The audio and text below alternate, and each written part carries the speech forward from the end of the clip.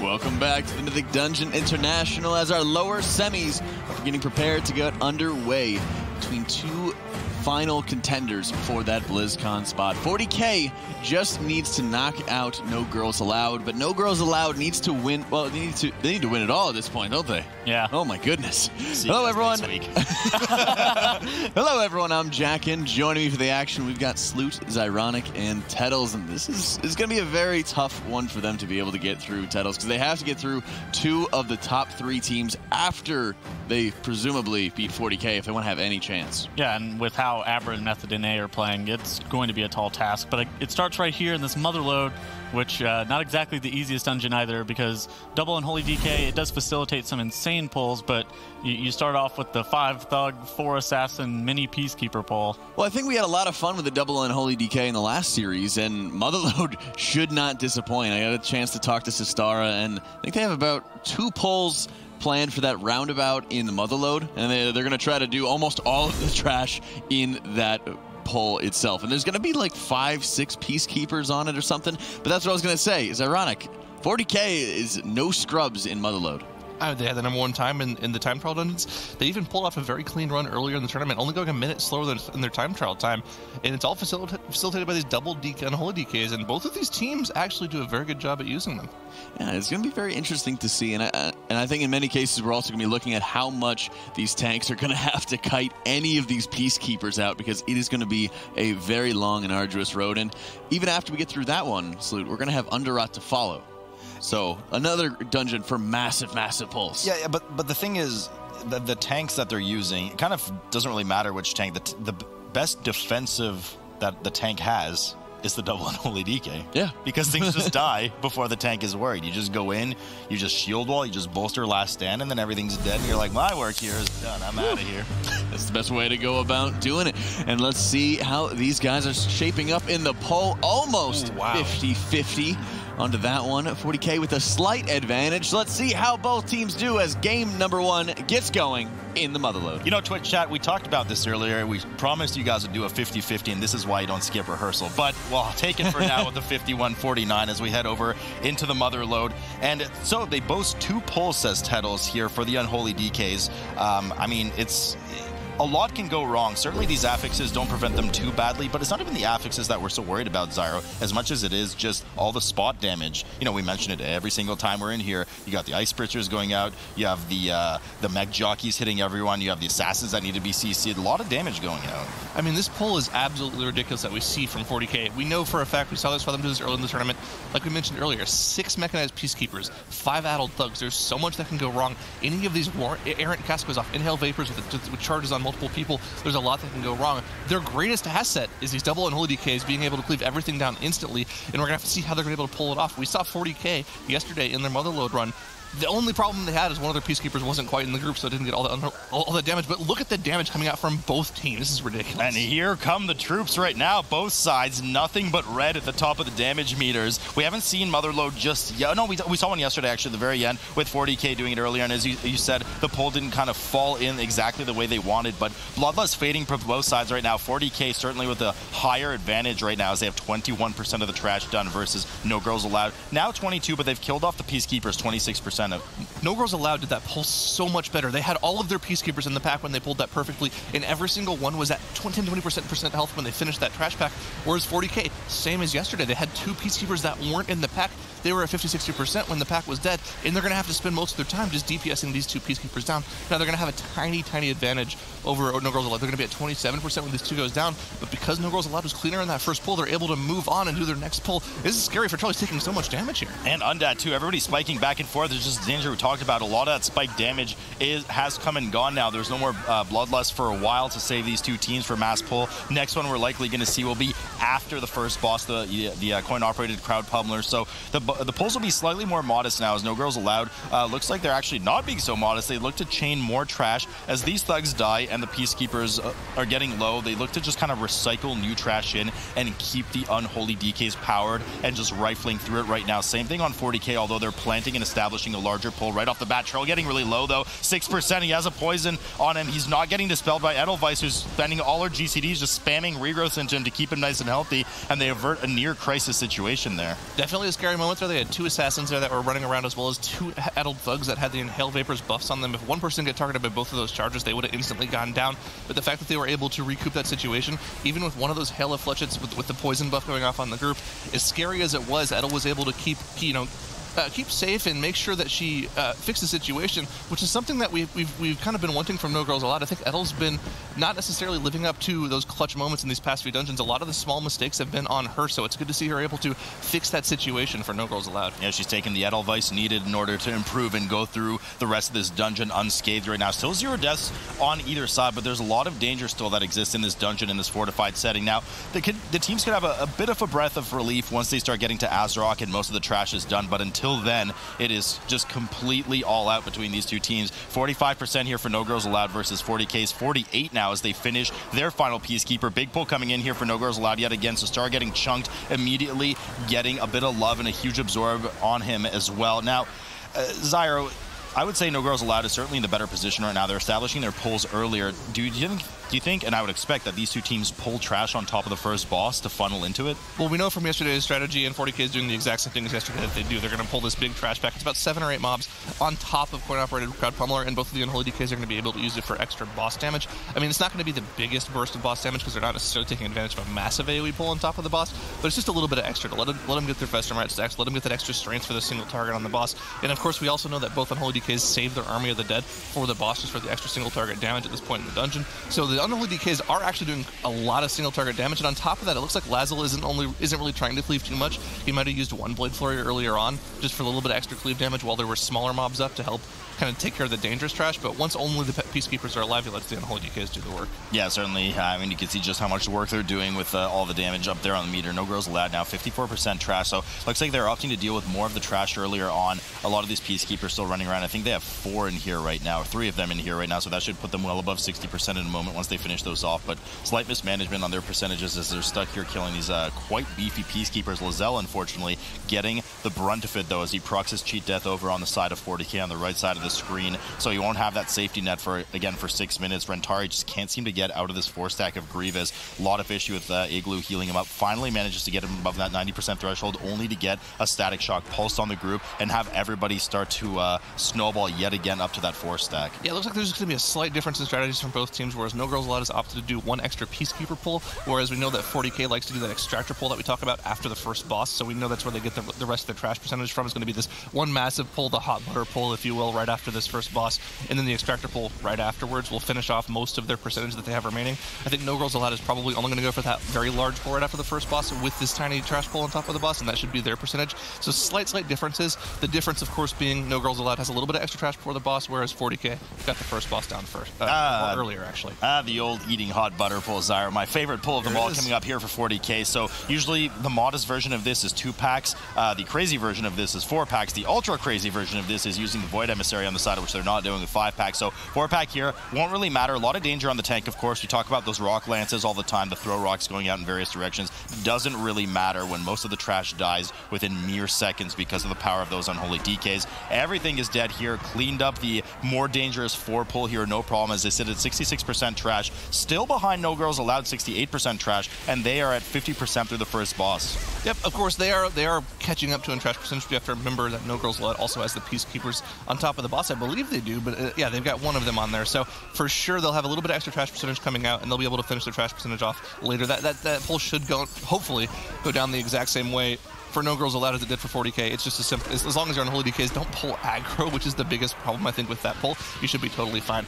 Unfortunately for 40K, Resto Igloo no longer has a staff proc. He did proc it there on that trash pack, unfortunately, to dropping low, so we won't have that available for the rest of the dungeon, pretty much. There's no way this dungeon lasts another 10 minutes. It might, the staff proc might wear off when you're on the final boss, but you want to be able to stack any stacks at all at that point. Exactly. Even then, you won't really have any stacks, so it doesn't really matter too much, as No Girls Allowed is about to hit single digits % here on coin-operated Crowd Pummeler. 9% now on that boss, as 40K is at 70% trash, still behind No Girls Allowed's amount of trash, because No Girls Allowed is at 72%, because as my man Zyro here so astutely pointed out, that there was still a Peacekeeper present on the boss, which they've just now finished off. So 40K, really aggressive pull here with the Earth Shapers and, of course, the Extractors, the drills on the side. Now, those drills kind of equivalent to Peacekeepers. They give a ton of percentage. They're very dangerous. They're very tanky. The disadvantage to them is that when they die, their their pilot comes out just like the Peacekeeper, but it also survives. It looks like No Girls Allowed is going for the... Okay, no, they're just trying to skip it, looks like. It looks like they're going for the super crazy pull. Oh, wait, they're going for an even bigger pull where they pull everything even behind, and they're just going to LOS the Void Touch Demonstrator. This is a bigger pull than we've seen from any team so far. Let's see if they're able to pull it off. Yeah, this is a huge pull. This is combining some of the danger in the start along with the Extractors as well. Trell's health just yo-yoing up and down. Sistara goes down. That's a huge amount of damage lost. Undead's already proc Cheek Death as well. Dilemma is going down. Trell down. Dilemma has fallen. Edelweiss and Undead will be following suit, and that's going to be a full team wipe. They just bit off more than they can chew here on the side of No Girls Allowed. 5 deaths now. Full sweep coming in as 40K has stabilized at 90% trash, and they're getting ready to mount up and run up to Azrog, the final the second boss, excuse me. Now, likely I would be shocked to not see some trash pulled on top of Azrog here, Zyro, in just a moment in order to fuel those Unholies. I mean, that's pretty much it. They don't have the Unholy DK cooldowns. They can't do the large pull that we always talk about teams doing. They don't have the damage to facilitate that. They can try to do it. They can just try to do it without Unholy DK cooldowns, but it's going to be not nearly as safe. It looks like they're going for it again, but I don't think without the Unholy DK cooldowns, you're going to be able to pull this off. There's just not enough damage to pull it off. It's going to be insanely difficult to look at. But do they not have the cooldowns? Are you sure? I mean, I'm seeing, well, I guess I'm seeing their cooldowns mostly. Just Death Pact has been consumed for Dilemma as defensive, and that's about it.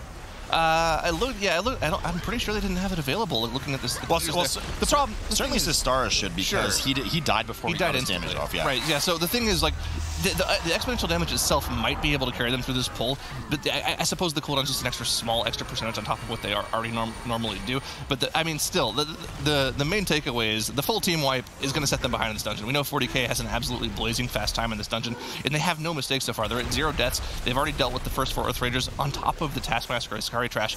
They're just playing perfectly in this dungeon so far. They absolutely are. Now, Ascari is not going to be a full 5% or 4 point whatever percent they're missing here on top of Azrog, so they're going to have to, I mean, they can do anything at this point. They could kill a couple of the R&D wing, which you don't want to do. You can also just backtrack and grab a couple of the Rock Elementals in the Gauntlet. We'll have to see. No Girls Allowed did manage to pull the rest of that pull off. They sit at 88% trash. Still, of course, have those 5 deaths as they grab the Taskmaster Ascari trash and are looking to combine it with Azrog in just a moment as some of those sappers place some of their bombs down. Trell immediately turns around, charges into Azrog, and combines all of the trash on top of the boss, looking for that Unholy DK play. This is almost the worst case scenario for Azrog. Every single one of the non-tank players has one single fixate on them, which means everyone is going to have to sort of kite around their one Earth Ranger that they have on them at some point. No one DPS is going to be able to sit there and just do a lot of AoE damage. This is the complete opposite that we saw from, I believe, 40K in their match yesterday, when Lazo got 3 of the fixates, just hit his riposte, didn't even worry about it, and both of the DKs were able to just go crazy and cleave everything down instantly. That's absolutely the worst case scenario. Fortunately, it looks like they're able to get through it. Their Earth Rangers are kind of spread out and about to fall down. They're all at about 10-20%, so even though they got worst case scenario, they're still able to pull through pretty quickly, and a lot of that, once again, is just because of what those Unholy DKs can do when you have 10 mobs stacked on top of each other. So we still have 96% trash for 40K right now as they head down into the R&D wing. They have already dealt with Azrog, so likely they're going to do a small, modest pull here just to cap their 4%, or they're going to combine one of those war machines after Rixa Flux Flame along with an engineer on top of Rixa Flux Flame, and it looks like that's actually going to be the option they go for as Rentari charges in first, making sure he grabs aggro and everything, and then he heroic leaps past as the team gets ready to mass shadow meld all of that aggro off, which they do perfectly. Rentari sits down for a little food, and I expect that one of those off-screen to the left there, war machines, will get pulled down. Indeed, that's what Rentari's doing. He's going to grab those 2, combine it with Rixa Flux Flame, and they're just going to passively cleave that down on top of what is usually a pretty dangerous boss, at least in a tyrannical setting. You could see just the chunk potential on Rentari there because she does pure fire damage, but it's much easier handled in Fortified. Yeah, absolutely. The Fortified makes this, it kind of allows the War Machine pull that we never saw before from any of the teams. This is, before this season anyways, this is definitely like a new strategy that we've seen this season. And because of, like you mentioned, Fortified, the boss damage doesn't become too difficult for the tank to deal with. Now, of course, on the Grievous affix, when you have that 4-stack of Grievous, you might not be able to take both the Grievous and the dot damage at the same time, but Rentari did just get healed out of 4-stack right before the Fire Debuff was applied. And on top of that, I believe it's also dispellable as well, so it's something that you don't really have to worry about too much, but if the Dispel cooldown isn't up, there's a lot of damage going out. Unfortunately, on the side of No Girls Allowed, we saw Undead go down during the boss, so they had to spend the battle res on him right at the last second there. But yeah, No Girls Allowed, just because of that full wipe, they're going to have to hope that 40K has a full wipe to have any chance of coming back right now. Yeah, so No Girls Allowed to combine some trash on top of Azarok right now to try and get closer to that 100%. I still don't think they have enough in there. In fact, I think they're done with most of that trash. So they too are going to have to do some kind of crazy War Machine tactic or just kill something in the R&D wing, which is of course more inefficient, because why kill trash when you can kill trash on top of a boss and cleave it all down together? High risk, high reward here. 40K showing exactly that and doing it perfectly with 0 deaths on the board as Rix of Flux Flames reaches 30%. The War Machine and the Engineer are already dead, and after this they'll have a rather relatively simple time going to Mogul Raznak and finishing that off. So I mean, Zyro, you know, Caster Curse, no Caster Curse, it's going to be a tall order for 40K to have a full wipe between the end of Rix of Flux Flame and the end of the map. Well, looking at the cooldowns on there, their Shadow Melds aren't quite up yet. They should be up in about 15 seconds, so they should be fine. I was going to say their Shadow Melds almost look like they were at half cooldown, but it looks like they're going to be up right as Rix of Flux Flame goes down, so no issues there. They'll be able to just do a normal Shadow Meld skip when they get to Mogul Raznak. So, yeah, 40K, all they have to do is deal with the final boss and hope that they don't get a little disengage issues on the boss, and they should be home free in here. And what I'm kind of looking at is the time it's going to take them to spin the dungeon. Their time trial time, their fastest time trial time that we saw from them was just under 16 minutes, and in their run yesterday, where they also had 0 deaths, their time was actually just under 17 minutes. So they can go a full minute faster than we saw from them yesterday in this dungeon, which is honestly kind of scary to think about. I mean, they can go faster, Zyro. They have the technology to do so. 40K here, perfect skip again onto Mogul Raznak's platform, getting ready to pull the final boss of the dungeon. Rentari just needs a bit of love with that 3 stack of Grievous that's still on him right now, and that's exactly what Igloo's going to give him right as he pulls the boss here. Mogul Raznak, final boss of the dungeon, fortified in this dungeon, so not too dangerous of a boss to have to deal with. They just have to be careful in that transition phase, of course,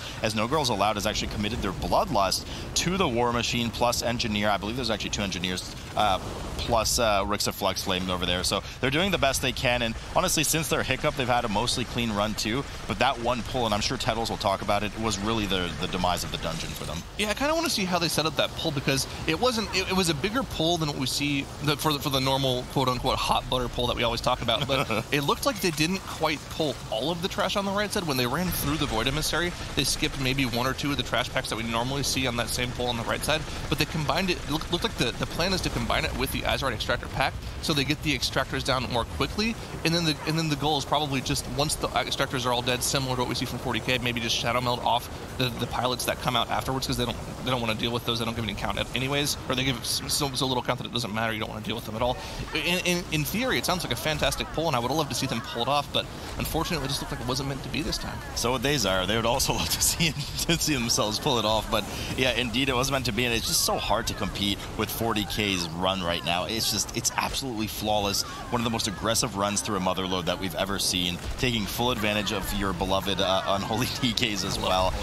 I mean, just absolutely flawless. They're dealing with the rest of their oil drums right now as they drill down on, I believe, the last one here on the side of 40K, and then they'll have full access to the remainder of the boss's second phase.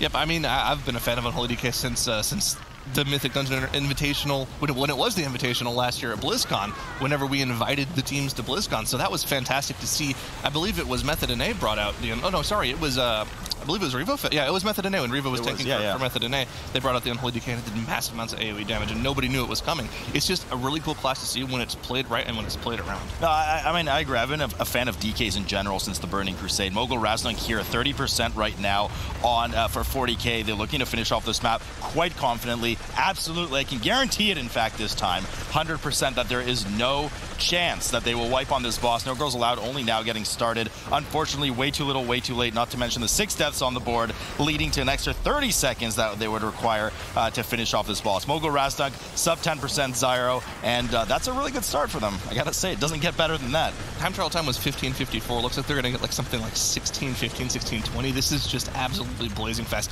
Even coming close to your time trial time in tournament play is really insane to see. These guys, they've got to feel good after this one. I mean, we talking about the gauntlet that No Girls Allowed us to go through. 40K gets the first snap at it, and it looks like they're gonna, they're taking the series lead already. They're coming out with a force to be reckoned with, as Motherlode does go in their favor. And I think in many ways, it was all on that one pull that No Girls Allowed was trying to pull off just after the coin-operated crowd pummeler there, Tettles. Yeah. If No Girls Allowed got that, they were sitting pretty. Yeah, I think they actually would have won if they actually were able to pull off that, but Sistar ends up going down, then Trell ends up dying, and then once your tank dies, the pull's pretty much over.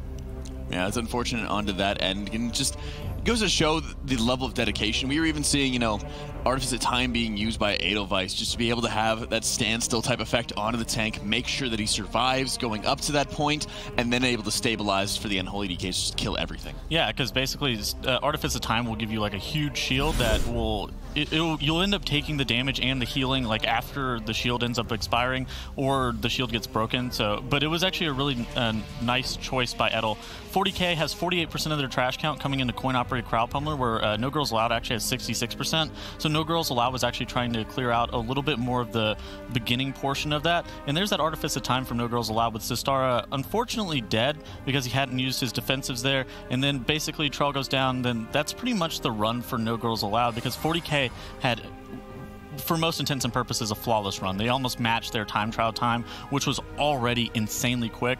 And we were talking about it a little bit yesterday with the War Machine into Rixa Flux Flame. And the more I think about it and the more I watch it, I think you're right, Salute. I really like that pull just because of the raw efficiency of being able to do that with that boss, with that technician, and just getting 5 or 6% of your trash count from that one mob. Yeah, because Rixa Flux Flame just takes such a long time to kill on her own. So you have to be able to do something else, at least seemingly a little bit more productive on that end. Let's also start talking about some of those large thug pulls at the very beginning there, Tettles. That was a sight to see. Yeah, so the very first pull from No Girls Allowed, how they had their Peacekeepers stacked up for prolonged periods of time, allowed them to actually kill this pull significantly quicker than what we saw from 40K. So whenever they were setting up this 5 assassin pull, it's just like so scary. And then you see that Artifice of Time Major come out on Trell, just so he's able to save his shield wall and save his shockwave there. It gives him some seconds for Edel to end up making sure that he's fully hotted. Then she casts a full trank, making sure that they continue to knock back that enchanted emissary. And then you see that pack is just getting melted like hot butter right there. Oh my goodness. Very, very clean. Nope. Hot butter. No. Well, that is a hot butter pull. I know you do, Salute. I know you do. No hot butter on the next dungeon, though. We're going to be going into the Underrot, but we're taking a quick break first. Don't go anywhere, guys. Game 2 coming up right after this. No Girls Allowed is down 1 against 40K. Underrot is also a very strong dungeon on the side of 40K, and it has been one of their strongest throughout the time trials. They were number 1 with a 14-minute time. So it'll be an even taller task for No Girls Allowed to be able to bounce back here. You know, Zyro, so the only couple of changes that we've seen so far here are the 2 Mistweaver monks. Yeah, monks are great, actually. I'm a huge fan as well. We talked about the Unholy DK. I'm a huge fan of the monks as being a healer because they have the Unholy DKs for the battle res anymore now, and the monk can bring that extra physical damage buff. Well, yeah, the physical damage buff. We know their AoE prowess really just for the healing and the damage that they can do, and the huge pull likely to come in Kragmaw's room. And honestly, huge fan of them ever since the Burning Crusade as well. I mean, I was hoping you'd say you're a huge fan of them as well, because I think we all are. Unfortunately, for No Girls Allowed, Trell going down on the very first pull, they could battle res him up here, but it looks like it's not happening. He can't even get... they didn't even try to battle res him. Did they not have runic power or something? Or are they just calling the pull a wipe right there? That's not what you want to see from them. Fortunately, they didn't pop their Bloodlust, but again, just a full team wipe from them. 40K, they've been playing lights out this entire tournament. They also have the #1 time in Underrot too, so these guys, you have to play perfect against 40K. That's the start of the dungeon right there. Yeah, it's going to be a tough one. And, you know, just to, jokes aside right now, but, just to comment on the tank death there. When the tank goes down, when you have 8 to 10 of the most dangerous mobs in the dungeon on you, rezzing the tank is really not going to do much. You're not salvaging that pull before. Definitely both your Unholy DKs are dead because of the damage they're doing. The Rogue might survive for a bit with a cheat death proc, but then you're just not killing it anyway. So at that point, why waste the battle res when you know you're going to die? And speaking of death, Trell going down again, just having so much issues. Like, they pulled the Ticks on the side. The Ticks had a really nasty damage over time effect on the tank. Combine that with the Necrotic stacks, because we're back in a Necrotic Sanguine environment here. It's just way too much damage. He just popped his ablative. He doesn't have ablative now. He dies again. This is an absolute mess. I mean, Undead goes down too. 40K is already at 20% on Elder Liaxa. There's no way they're going to catch them if they play like they did last dungeon. I mean, I feel like the turning point in this dungeon for 40K, if they're able to pull off their massive AoE pull in Kragmaw's room with Bloodlust, I don't think there's anything else they're going to wipe to the entire dungeon. That's going to be the major tipping point for them. 40K, if they pull that off, they're going to win this dungeon. No Girls Allowed is pretty much already given any opportunity for wipes from 40K to fix the dungeon for them. These 11 deaths on the board, plus the fact that they've only dealt with one tiny trash pack that they normally wouldn't pull anyway, I think is almost sealed the dungeon already. I mean, at this point, there's literally no way 40K can lose this dungeon, Zyra. Absolutely. Except for this mass pull that they're about to do here in Kragmaw's room. We saw Method NA and the power of the Unholy DKs really come to life, and that's exactly what they're doing. They even commit their bloodlust to it as they round up everything together. Everybody pre-popping any defense that they have to stay alive. Double fixate on Kuri right now from the Bloodswarmers. That's a lot of extra shadow damage. He doesn't have AMS available, doesn't have Death Pact available, doing what he can to survive, and most of the trash is already dead. Starting to chunk down, though, as Lae'zel moves out of some of the Sanguines on the ground. And perfect, just like Method NA, there goes 90% of Kragmaw's room, as No Girls Allowed still struggling with some of the first pulls in the dungeon. The Emissary of the Tides died at the same time as everything else. I mean, why would you even bother interrupting or chasing anything when you can just kill it all quickly? I mean, that's just so ridiculous to see. I don't want to talk about the Unholy DKs too much, but when both teams are running two of them, you kind of just have to keep talking about how good they are for these mass pulls. They just remove mechanics from the dungeon. The less you have to worry about interrupts, the easier it is. And you can see that pull right there, that kind of just shows you an example of just why the teams have been swapping from what we saw in previous week with the double triple Ruik. Now they're running the double Unholy DK. Yeah, and one of the advantages, of course, of bringing that Mistweaver, much as we joked about it at the beginning of the dungeon, is the Disease Dispel on Decaying Mind should it go off on one of the players, and it shows the confidence in that play, because sometimes when these double Unholy DK comms, you see the rogue running human racial so that they can break out of that stun should they get targeted with Decaying Mind from the Lashers in this room pull. But Lae'zel here is running Night Elf. He has the Shadow Melt, so he's confident that if he gets it, not only can he kind of pre-cloak, you can see the cloak is still on cooldown from their pull earlier, but that Igloo is going to have him covered with the Dispel if needed with the Detox. So no problem for them as 40K moves into some of the rest of the room, grabbing some of the remaining trash. Now, I'm not sure their pull was as big as Method NA's. Method NA, I believe, pulled, I think, practically the entire Kragmaw room, whereas 40K was just a bit shyer with it, but still executed it perfectly. No Girls Allowed is back now to their initial pull in the dungeon that wiped them entirely. So 11 deaths later, a bunch of minutes and seconds later, and cooldowns later, and they're back at it. But disaster striking here for 40K right now as they toss No Girls Allowed just a bit of a bone. All of the DPS going down. Rantari doing what he can to salvage the pull by kiting around. Igloo's still alive. He uses Chi Cocoon on himself. Rantari 16% HP kiting, but gets frontaled by one of the maggots as well. Igloo dies, and I mean that's all it's gonna be there, Zyra. I mean, if I had $1 for every time we saw a team fully wiped one of those frontals from the maggots, I'd have a few dollars. I don't know exactly how many I've had, but I feel like that's the #1 thing that wipes teams in this dungeon, especially when you have the Emissary of the Tides in these packs. They didn't have one in that particular pull, but in the early pulls,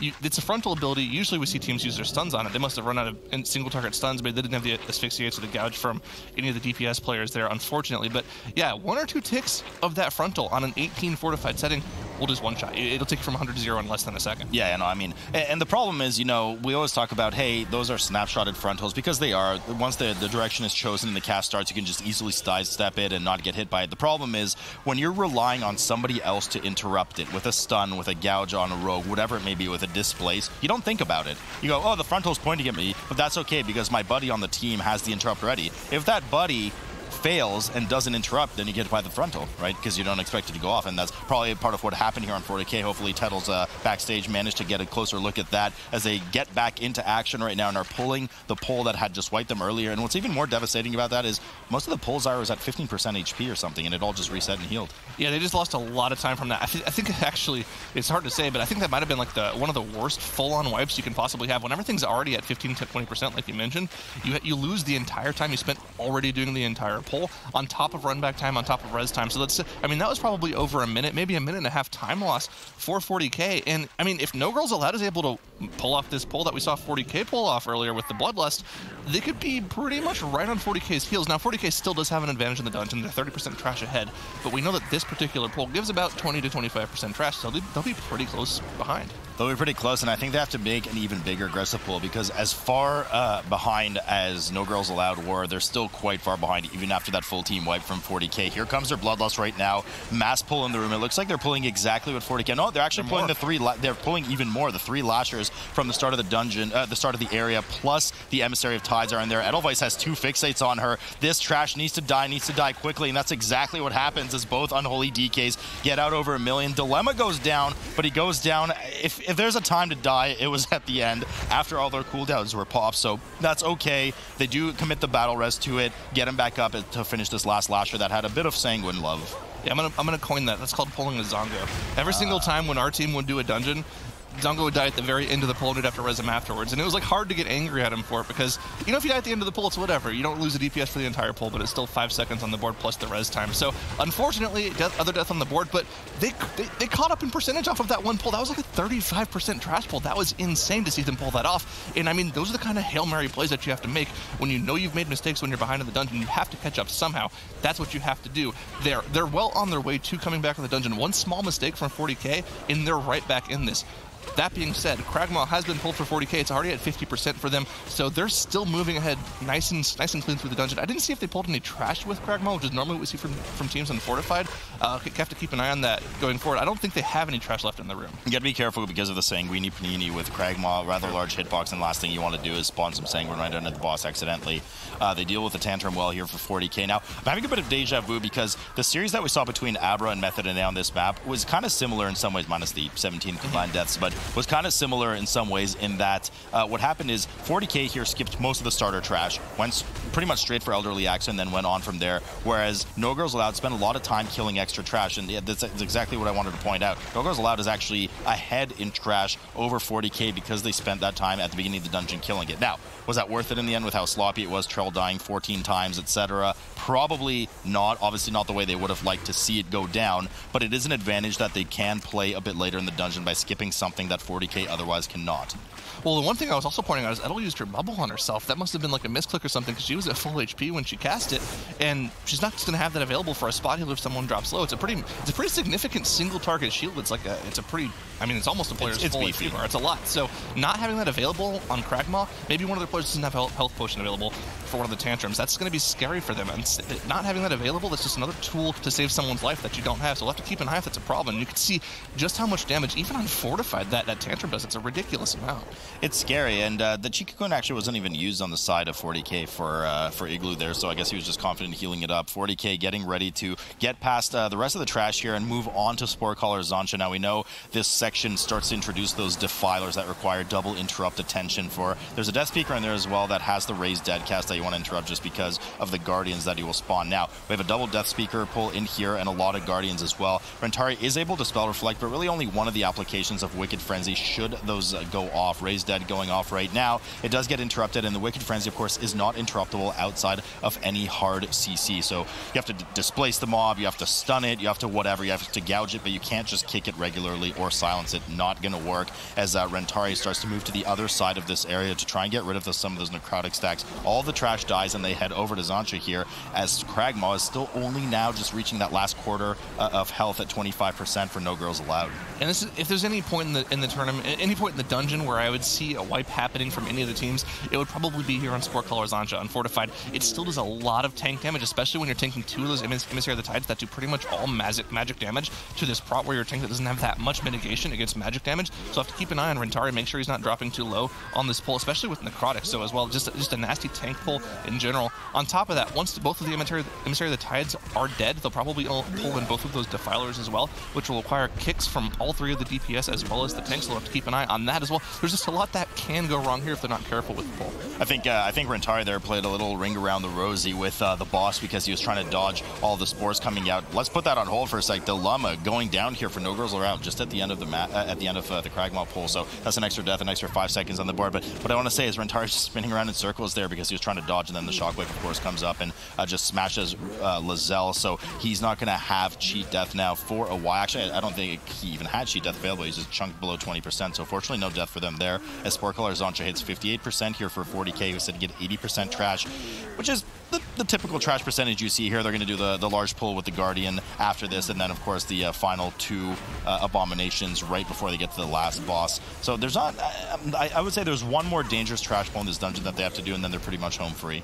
I mean, if they're not planning on pulling these Defilers at all, I would say that they're pretty much safe. They're going to do one large trash pull, like you mentioned, with the skeletons, plus probably a couple of the large patrolling mobs in that area as well. But after that, they just have to deal with the final 2 guarding the final boss room. They should be totally fine to go. And it looks like they just went ahead and used the revival to not worry about any of the debuffs during that cast whatsoever. Why not? But you know, I was kind of grimacing here. No Girls Allowed actually did a triple Defiler pull with all of the Guardians and the Death Speakers as well. So there's a lot of trash in there. And unfortunately, one of the Guardians was bathing in the Sanguine in the back for quite a while. I think he got rezzed afterwards. So he got spawned afterwards by a Mist Cake. So they have to spend a bit of time killing that off. And really impressive. A lot of damage coming in, and they managed to stabilize that pull completely, leaving only the Emissary of the Tides exposed along with the boss. So nice little trash gain from them there, but it just, I think it's just too little too late. Because, Zyra, I mean, we keep dancing around the elephant in the room here, and that's the fact that they have an extra 8 deaths that they have to overcome this dungeon by. I mean, they would need another full wipe from 40k, and even then they'd probably still be a bit behind. And not only the 8 deaths, but Sportclaw Zancha is already dead for 40k, and the trash percentage difference, 5% in this dungeon is not that big. That's 2 mobs. That's not that big of a difference. So 40k is an entire boss ahead of No Girls Allowed right now. Now, of course, No Girls Allowed is making all the moves that they need to make in order to have any chance of coming back in this dungeon. They've done 2 absolutely massive pulls and been able to pull both of them off. That triple Defiler pull is incredibly scary. So good on them for doing that. They're giving themselves the opportunity, but that's all you can really do at this point. It's completely in 40k's hands.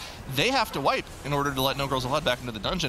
And on top of that, 40k, they're playing for their BlizzCon spot. If they win this dungeon, they're guaranteed to go in that 4th place slot. Now, unfortunately, Wolf Disco did go down, but fortunately, they have 2 battle reses to get him up, so they still have 1 available for the final boss. Yep, so Curry gets him up. They have 1 battle res available. Rentari uses Fireblood there. He is playing a Dark Iron Dwarf, really strong class for tanking on the Alliance side, just to reset those necrotic stacks along with one of the Wicked Frenzy applications. After that, Igloo, of course, dispelled him for another. That's just a ton of shadow damage, and that's the last thing you want on your tank who has, 25 stacks of necrotic on top of it. So playing really nice and defensive here and making sure that they're safe as they finish the last Guardian. They're at 92%. Now, I do believe that they're going to need one of these Raging Rigatonis in combination with the 2 Constructs at the end, even with the Emissary of Tides. Either that or they're going to do this Corruptor just by itself. Question mark. Or they're going to pull it through. Yeah, I think pulling it through and leaving 3 of these same HP mobs together is probably a better play, but they might even just pull the 2 back. No, they're going to pull through. They're going to pull it through on top of each other either way. Yeah, I think pulling an extra Corruptor instead of one of the Menacing Macaroni, like we mentioned, is probably a little bit more, a little bit safer. Each of these Corruptors gives 2.5% trash, so all 3 of them together should give about 7.5, which is exactly what they need to finish the dungeon off. But it looks like they weren't comfortable pulling this Corruptor through to the other 2 because they didn't know if it would proxy pull any of those Danger Noodles. So just going for a safe pull. This is going to waste a lot of time, though. It's going to waste a lot of time, but I guess one thing that they didn't want to pull one of the backpacks on top of one of those Perilous Penes for was because you would then not be able to interrupt it. Of course, there's an Emissary of the Tides in the back, so they would need to separate that. But ultimately, I guess this is the lesser of 2 evils. Ideally, they should have put it through, but now they just spent time killing one of these and moving on. You know what it could be, though, Zyro? They probably know they're miles, light years ahead in this dungeon right now. So, perhaps there was a bit of fear of accidentally proxying something, but, why risk it? Just kill it by itself. Safely go to the remaining 2 Corruptors with the Emissary of Tides and finish that off. Yep, and of course, like we mentioned, once these Corruptors go down, they're done. They're going to go to the final boss, and they even have their Bloodlust available for that boss as well. So even this Fortified Unbound Abomination should get absolutely trucked by the team. And I kind of like this. If they didn't kill that 1 first Corruptor, they would have had to kill probably 2 of the Hazard Spaghettis as well. And I don't know any more of those. I didn't study enough for this test, so please don't ask me for any more of those puns. But yeah, this is a perfect mob count pull. Actually, I think it might be a little bit over. It's 1% over because of the Emissary. But yeah, they would have had to pull an extra mob should they have gone for any of those extra mobs behind them. Yeah, but, I mean, well, they don't need to worry about that right now. 96% here. These last 2 Corruptors are going to give 40k exactly the percentage they need. Probably slightly over, but nonetheless, the percentage that they need to get downstairs as they hit 100%. This web door, essentially, is going to get depleted here by the Construct, and they're going to be heading downstairs. Trell having a bit of trouble there, getting quite low. No death, fortunately, for them, but he did proc his Ablative just as an extra defensive from his Azerite traits as they head over to the last door. They, too, are slightly above trash. I mean, they're 98%, so this final pull here gives about 5 or 6%. Nonetheless, they do need to kill it in order to gain access to the last boss, something that 40K is already on here, and they pop their Bloodlust and get started on this boss. Now, Sarah, we actually saw it in the previous series. I'm sure you were watching from the back intently, not eating a banana, but Unbound Abomination absolutely gets destroyed here. I mean, look, energy already full, and by the time the first Blood Visages even spawned in the previous series, you already fill up a second bar. Well, I'm going to talk about an Unholy DKs against Sleuth. All right, go Double for it. Army of the Dead with Bloodlust. The absolute insane burst single target damage that they can pull off now, which is so different from what we saw from the spring season. They're able to keep up. They're able to even do more than Rogue Scan on single target now after the nerfs. So there's a lot that they can do. And like you mentioned, they killed the first Blood Visages. They're about to get their second spawn already. They're already 2/3 of the way through the boss. This boss is almost dead, and the Bloodlust just ran out. I mean, there's like no situation on Fortified 18 in which you should ever wipe to this boss. Now, of course, this wasn't the cleanest dungeon for 40K, but all they had to do was beat No Girls Allowed. And with this final set of Visages spawning here in about 20 seconds, they're going to secure their BlizzCon spot. So before we were talking about, DKs being the red rogue, do you think it's time that we graduate the rogue to a yellow DK? Because the DKs are just so prominent here. I think it's time. Unbound Abomination here, hitting the final stretch of percentage energy to spawn the last two Blood Visages, which would allow the team to kill the boss and therefore secure their spot for BlizzCon as the 4th seed coming in from the Western teams. Here it is, 2 Blood Visages spawned. They don't care about the boss's health anymore. The team branches off, grabs the Blood Visages in, waits for Titan Keeper Hezral to kill one. They kill the other. Everybody jumps in joy, as unfortunately No Girls Allowed, but that sloppy run has been knocked out, and 40K is going to BlizzCon. 40K has secured their 4th seed spot.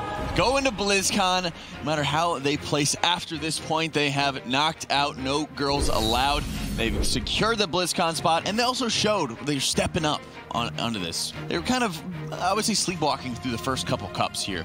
But when everything was on the line, even when there was an opportunity for other people to get in on that one, Tettles, their time trials were excellent. Their runs so far today have been very good as well. It feels like the double Unholy Death Knight really is in their wheelhouse. It feels like, just with like the meta shift from a bunch of rogues to that, it feels like they've really stepped up their play. So it's been nice to see 40K showing how they actually can play. They end up doing this insanely large pull in Krakmaw's room, which requires a lot.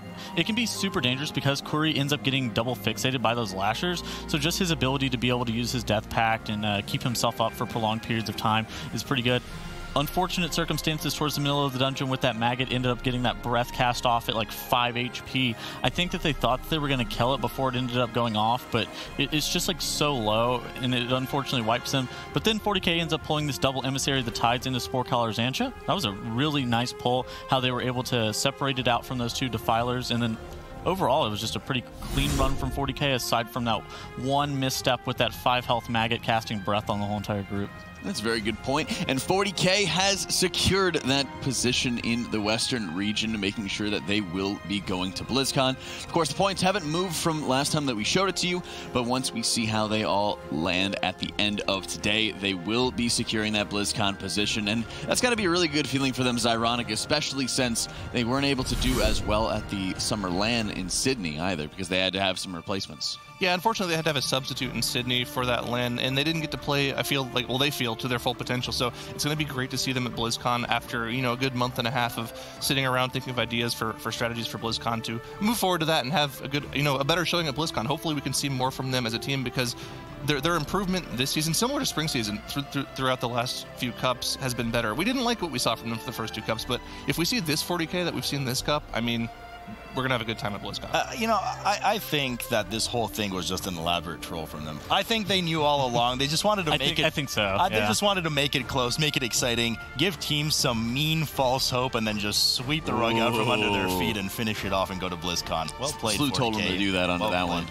40K going to be moving on as well to the lower finals against Abracadabra to decide who is going to go on to the grand finals as well. So this is also, so not only is this a step up for them in terms terms of their own performance, ironic, but it's also going to be one of their own best performances in Cup play. Yeah, in general, I think we only saw a third place finish from 40K in the third Cup in the spring season. I'll have to keep check out in the break here. I'm pretty sure they got third place in the final Cup, but they can also play spoiler here. We're not done. We have our 4 BlizzCon teams. We still have to figure out seeding between Method NA and Abracadabra, and if 40K takes out Abracadabra right here, Method NA is going to lock in the 2 seed for BlizzCon. I honestly think, I mean, jokes aside, I was kind of joking to a more serious point about 40K that they've played so exceptional today that they are at the level, in my opinion, at least for this Cup, of Method NA and Abracadabra, and they can certainly cause an upset in seeding. Yeah, I think that's one of the most important things, too, is that when we kind of talked about the first 2 Cups for them, in many cases, we're just like, well, what's going on? It's because we know and have come to expect from first season that they can play to the level of these other players. They can be playing at the level of Method NA, Abracadabra as well,